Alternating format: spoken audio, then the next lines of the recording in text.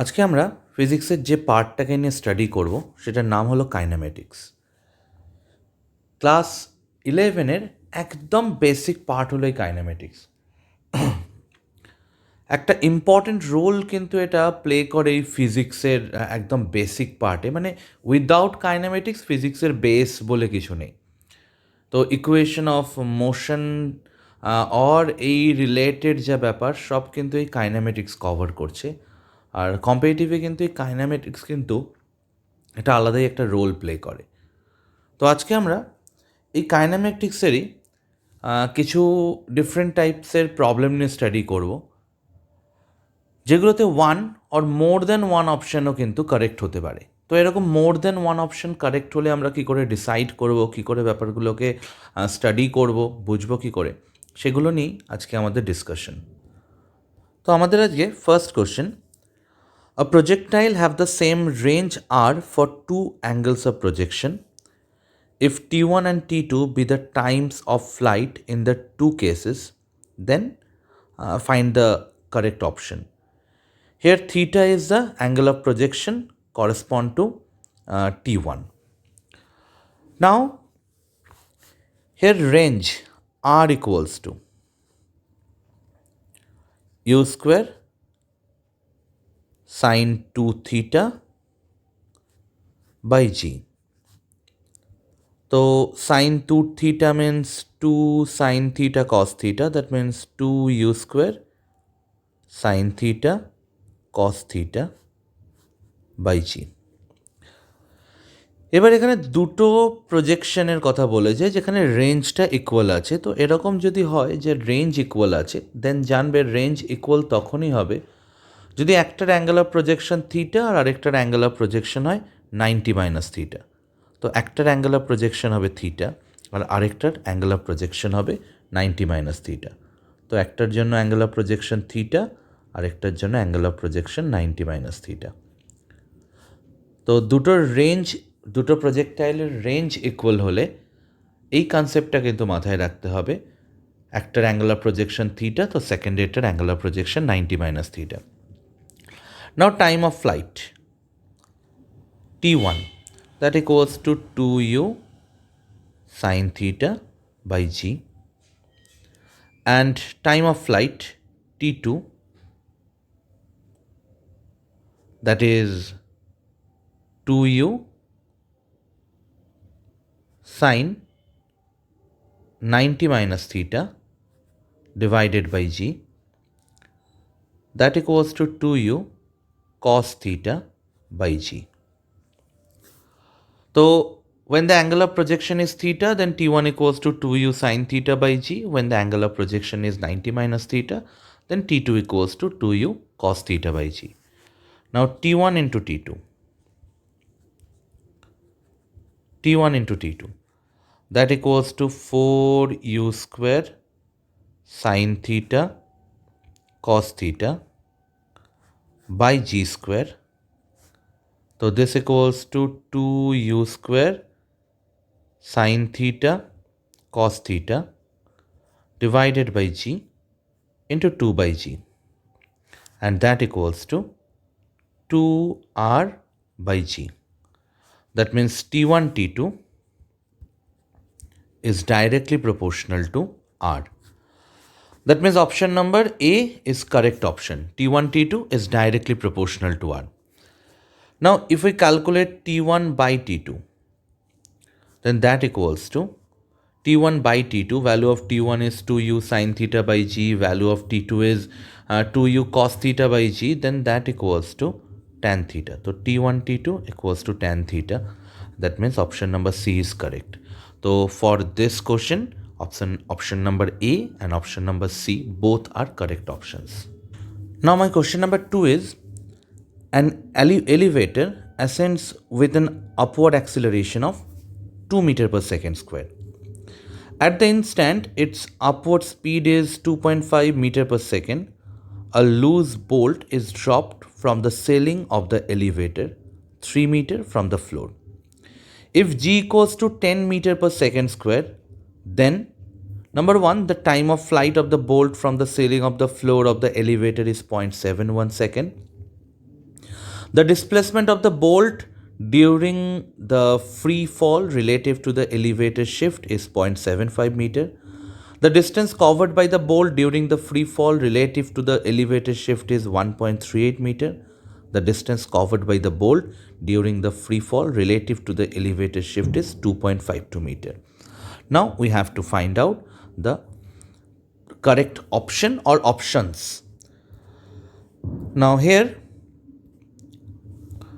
velocity of the bolt relative to the elevator, velocity of the bolt relative to the elevator, that equals to 2.5 minus 2.5, that equals to 0.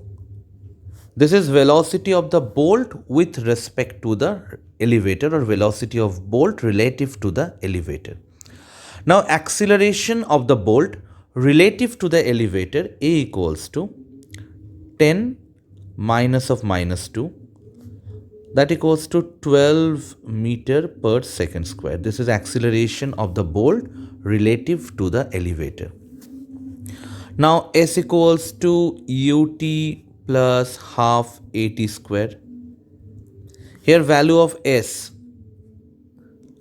that is 3, relative velocity is 0, plus half into 12 into t square. That means from this option t equals to 1 by root 2 second, and that equals to 0.71 second. So option number A is correct option. The time of flight of the bolt from the ceiling to the floor of the elevator is 0.71 second. So option A ta kintu correct. Now displacement of the bolt during the free fall relative to the elevator shift. Displacement of the bolt during the free fall relative to elevator shift, that equals to minus 2.5 into 0.71 plus half into 10 into 0.71, that whole square, and this equals to 0.746 meter. That means almost equals to 0.75 meter. That means option number B is also correct. The displacement of the bolt during the free fall relative to the elevator shift is 0.75 meter. Now here distance covered. Here distance covered, that equals to 2 into u square by g plus displacement. Plus displacement. That means 2 into 2.5 whole square by 10. Sorry, u square by 2g. Here is u square by 2 into u square by 2g. That means 2 into 10 plus 0.75. If you calculate this, the value is 1.38 meter. That means option number C is also the correct option. The distance covered by the bolt during the free fall relative to the elevator shift is 1.38 meter. Here distance covered, that is 2u square by 2g plus displacement. Now my next question is, path of a particle moving in xy plane is y equals to 3x plus 4. At some instant, suppose x component of the velocity is 1 meter per second and it is increasing at a rate of 1 meter per second square. Then at this instant, number 1, speed of the particle is root 10 meter per second. Acceleration of the particle is root 10 meter per second square. Velocity time graph is a straight line. Acceleration time graph is a straight line. Now here y equals to 3x plus 4. Now if I calculate dy dt, and that equals to 3 into dx dt, because d dt of 4, that equals to 0.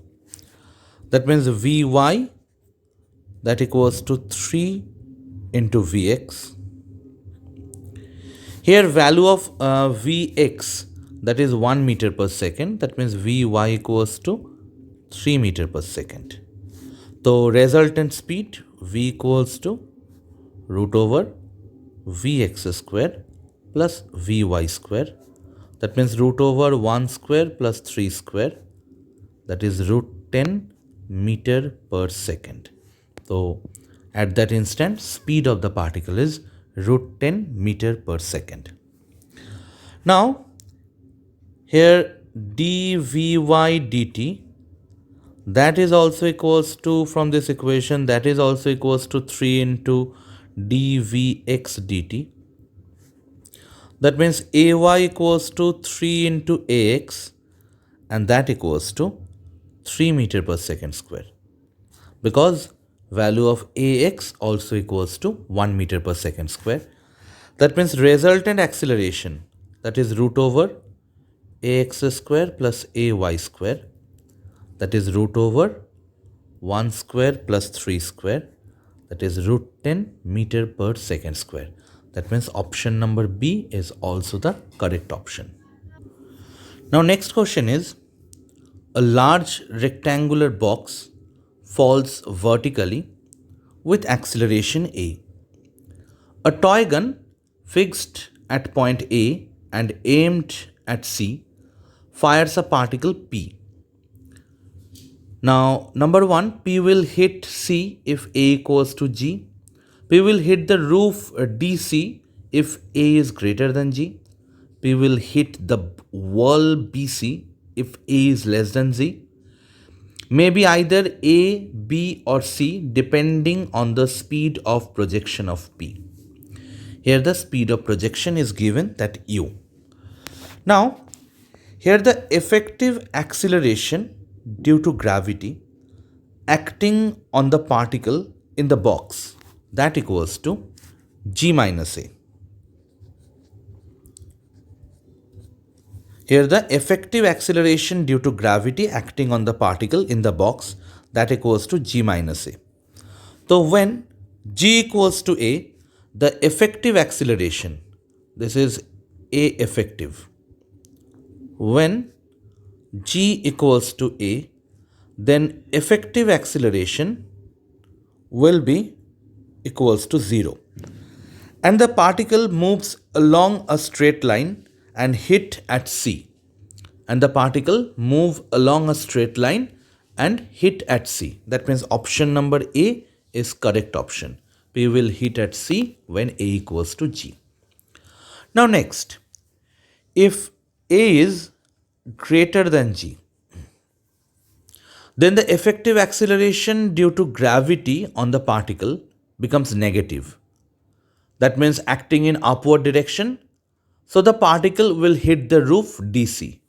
So option number B is also correct option.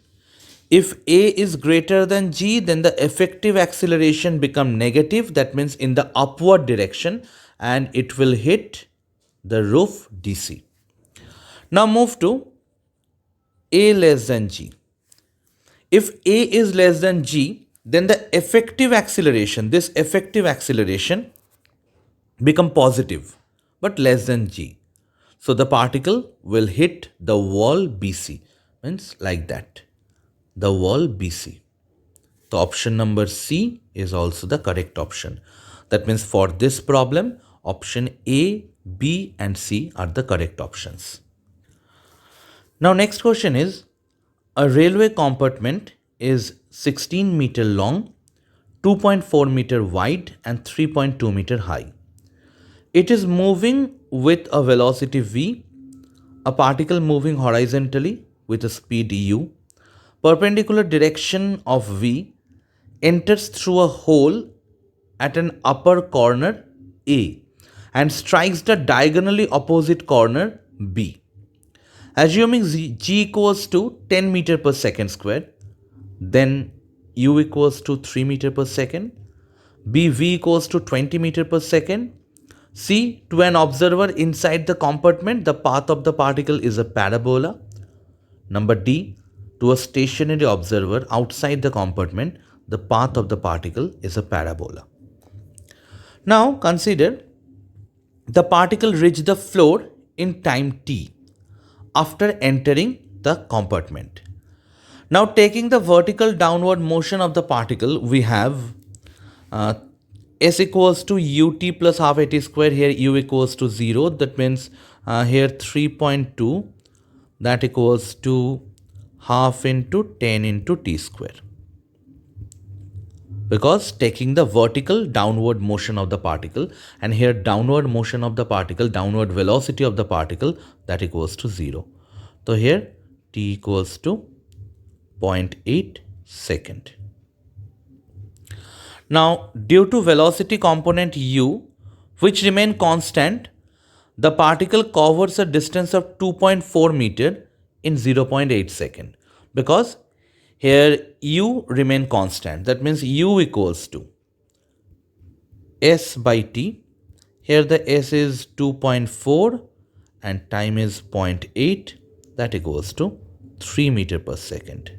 That means option number A is correct option. So why u equals to s by t? Because u is constant and the particle covers a distance of 2.4 meter in 0.8 second.